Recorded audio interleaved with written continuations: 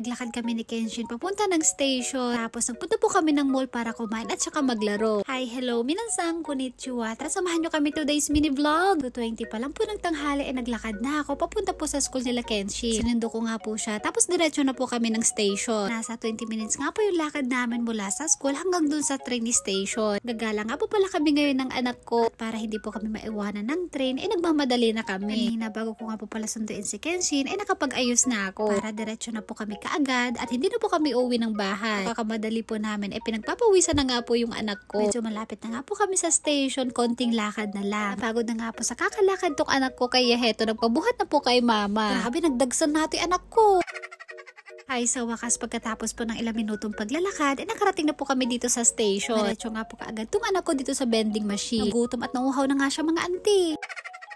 Dahil may oras pa naman po, kaya binilhan ko muna siya ng juice niya at saka ng ice cream. Pagkatapos ko pong bilhan si Kenshin, pumasok na ako dito sa loob para bumili ng ticket. Na ilang minuto naman po, dumating na din yung train na sasakyan namin.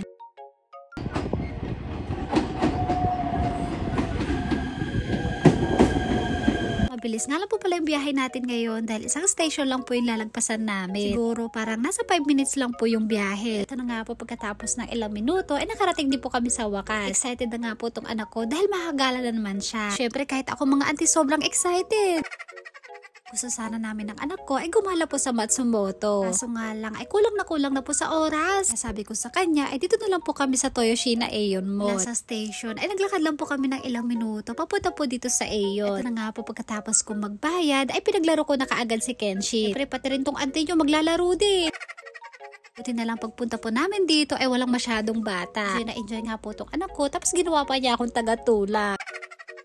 Habang hinihintay ko nga po pala yung kasama ko, dito muna kami tumambay. Bali naka-coat nga po pala ako dahil nung mga araw na to sobrang lamig pa. Kenshin po sobrang hyper, hindi po siya napapagod. Pero ako po napapagod sa kanya mga auntie.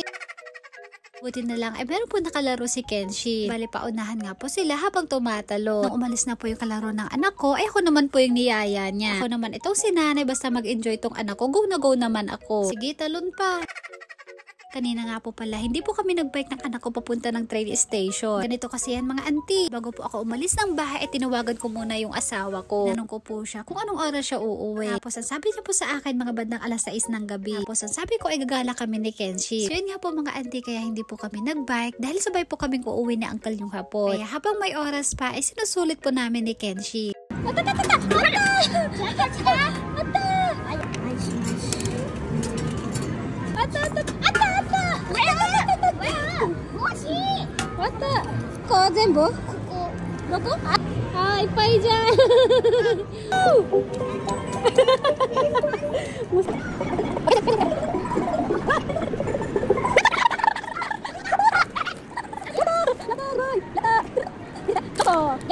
Katapos po maglaro ni Kenshin ito naman po yung sinubukan namin. Oh, geto! Geto yo, geto! Geto! Geto! Sugoi! Kenshin ko! Geto! Galing nga po namin ng anak ko dahil meron po kaming nakukuha. Medyo mahirap nga pong kunin yung iba pero nakaka-enjoy naman. Nakaka-addict nga po maglaro dito, parang ayoko na pong tumigil. Katapos namin maglaro sa game center, dumating na nga po yung kaibigan ko na si Auntie Jennifer. Bali kakain nga po pala muna kami dito ng ramen. Dito sa vending machine dito po kami nagbayad at nag-order. May binigay nga rin po palang regalo sa akin si Auntie Jennifer at saka si Mama Jasmine. Ito po yung regalo nila sa akin ng birthday ko. Maraming salamat po sa regalo Auntie Jennifer at kay Mama Jasmine. Ay sa wakas pagkatapos po ng ilang minuto, ito na po yung in-order nating ramen. Oh, ito yung ramen namin mga auntie. Mama, tamago Ay, tamago ne. Kulang na nga po pala yung oras namin. Kaya bago po dumating si uncle yung hapon, kumain muna kami ng ramen. Si Kenshin naman po mga auntie sarap na sarap. Pagkatapos namin kumain ng ramen, nagpunta naman po kami dito sa second floor. Ito nga po yung pagpunta natin dito mga auntie dahil ang daming sale. Kaya heto, bumili po ako ng pantalon. Fast forward na nga po tayo mga auntie, mga bandang alas 6 naman po, dumating na po si uncle yung hapon. Samantalang si Auntie Jennifer naiwan po muna dun sa mall. Kami umuwi ng bahay, duman muna po kami dito sa KFC. Ito nga pala yun ng mga auntie, kaya hindi po kami nagbike ng anak ko dahil sabay po kaming uuwi ni uncle yung hapon. Sobrang saya po ng experience namin ng anak ko. Lalo na po, nung naglakad kami papunta ng train station. Takbo kami mga auntie para hindi kami maiwanan. Uwi nga po pala namin ng bahay ay kumain na po kami na Uncle yung hapon. Nabusog na ako dun sa ramen ay kumain pa rin ako ulit.